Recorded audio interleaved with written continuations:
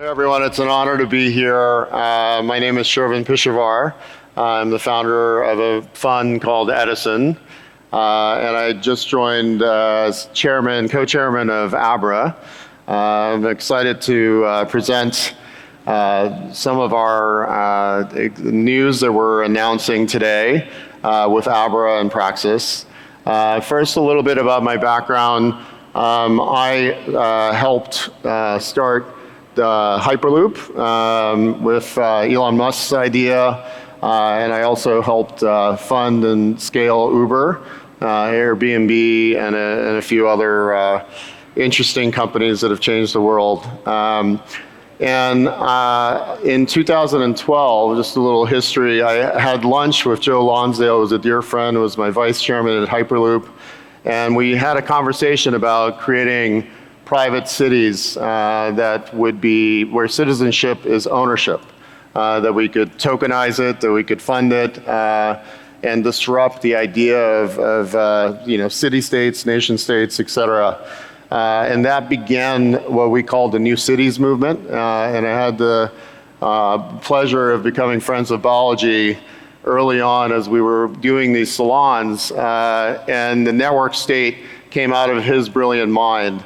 I want to give a huge round of applause for Biology, if we could, just as a sign of appreciation. This community would be nothing without him. I kind of call him our kind of tech philosopher. If you look at the network school that he's launching, I call that the kind of Socrates Lyceum.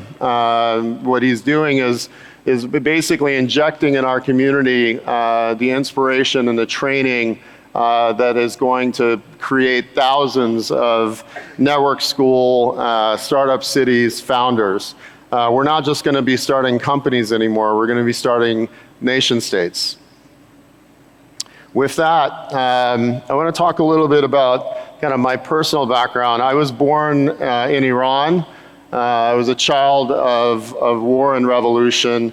I'm the product of a failed nation state. My country has, and my people, 88 million of them, have been held hostage by the Islamic regime for 45 years. Women are undergoing basically gender apartheid, have zero rights in Iran. And we had to escape from that failed nation state for our lives. My father was on the execution list, had saved a lot of lives. Khomeini put him on the execution list and he had to go into hiding. So this movement is highly personal for me. 2 years ago, if you saw, the brave women of my country of birth began to protest for their rights. The Women Life Freedom Movement was incredibly inspirational. I began to smuggle Starlinks in with the cooperation and help of some of our friends who created Starlink, and figured out different routes to get the Starlinks into Iran to the women so that they can communicate with the rest of the world, send their protest videos, etc.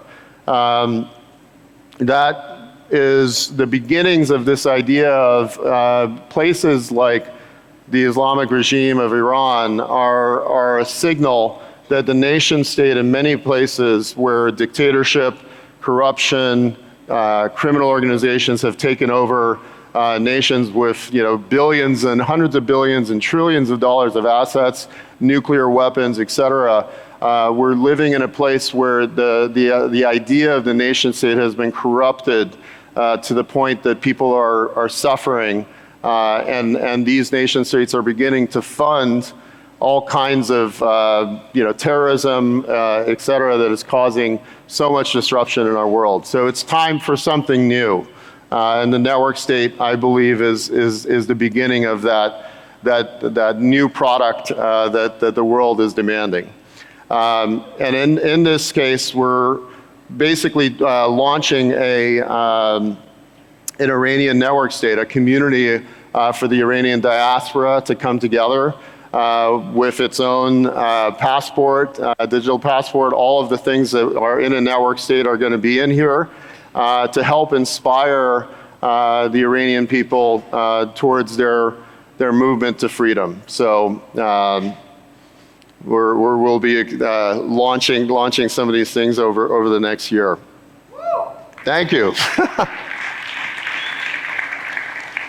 Last year I spoke about the Smart Island that I started as kind of the beginning of proving that the network state idea is real, that it can work. So there's an island called Norman's Key in the Bahamas. It used to be owned by Pablo Escobar, speaking of gangsters. And luckily he built an airport. We've actually developed the island with my partner Nadim Ash, and we've built all the infrastructure. I had my birthday party there, and a lot of our friends came and fell in love with the island. It's absolutely beautiful. I invite all of you to come visit. It's only a 40-minute flight outside of Miami, and you can land there from anywhere in the world. We have our own customs, so you don't have to land in Nassau. You can fly directly to the island.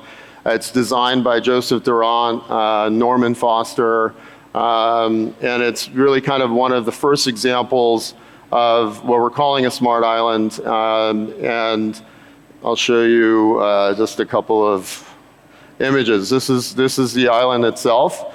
This is the clearest water in the world. You don't have to go to Bora Bora to experience the most beautiful waters in the world. This is a 7-mile long island. And my partner Nadim bought the island in the financial crisis and committed to build $50 million of infrastructure, and we've gone beyond that at this point. We've also built a marina, a yacht club, and my dream is to actually maybe, with Balaji's help, build a network school, presence there as well. That's the marina that just got completed. With that, I also wanted to announce as becoming the vice chairman of Praxis, which is one of the largest network states in existence. And this quote by Balaji is very inspiring. A network state is a highly aligned online community with a capacity for collective action that crowdfunds territory around the world and eventually gains diplomatic recognition from pre-existing states. Praxis is essentially going to look for a physical city to launch its network state. We're very excited. There's a lot of updates that are going to be coming from Dryden and the Praxis team. And today we're going to have a major announcement that I'm going to call my friend Bill Barheit, the founder of Abra, to jump into.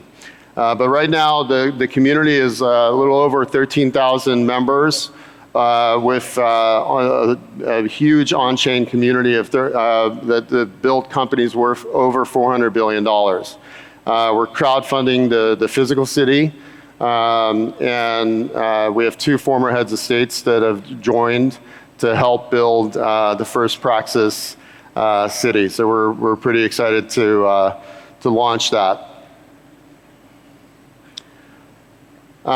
These are all the members all over the world, and the community is growing really fast.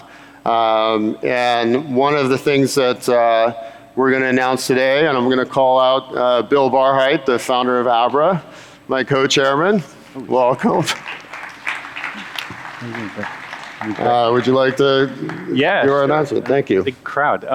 So I was asked about 6 hours ago if I would come on stage and tell you about what we're doing and what we're announcing today, or announced a few minutes ago. So I'm going to talk about, if you've read Balaji's book, you know this slide. We're going to talk about steps 3, 4, and 5 in the building the network state model, just for a couple of minutes. And the The first thing that, and this is just taken from the press release we did a few minutes ago, Abra and Praxis have agreed to partner to build out the core of their future network state.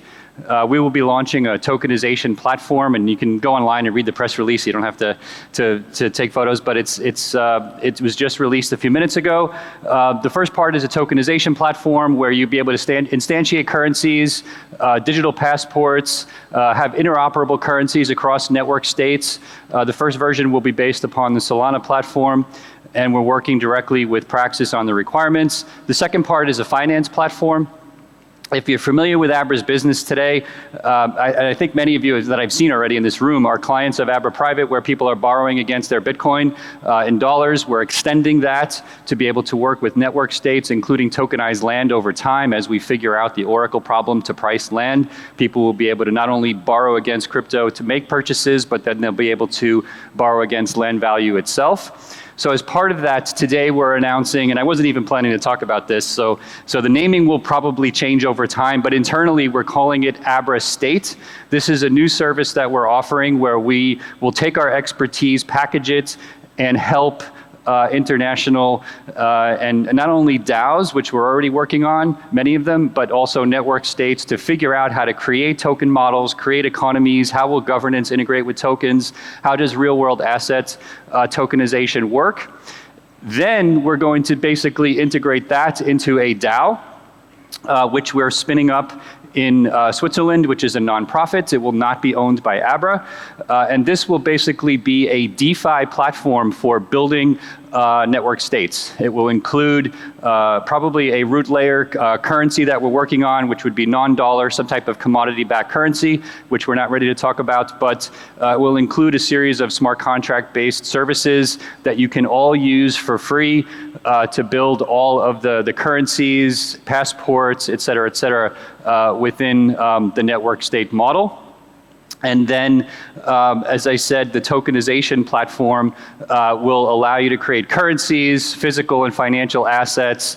We'll do identity access control, governance, and we'll be publishing white papers on all of this, how all of this works. And then lastly, we're going to be launching the ability to create physical and digital passports to allow you to connect not only within your own community, but create rules for interoperating across network state communities. Bill, Shervin, thank you guys so much. All right.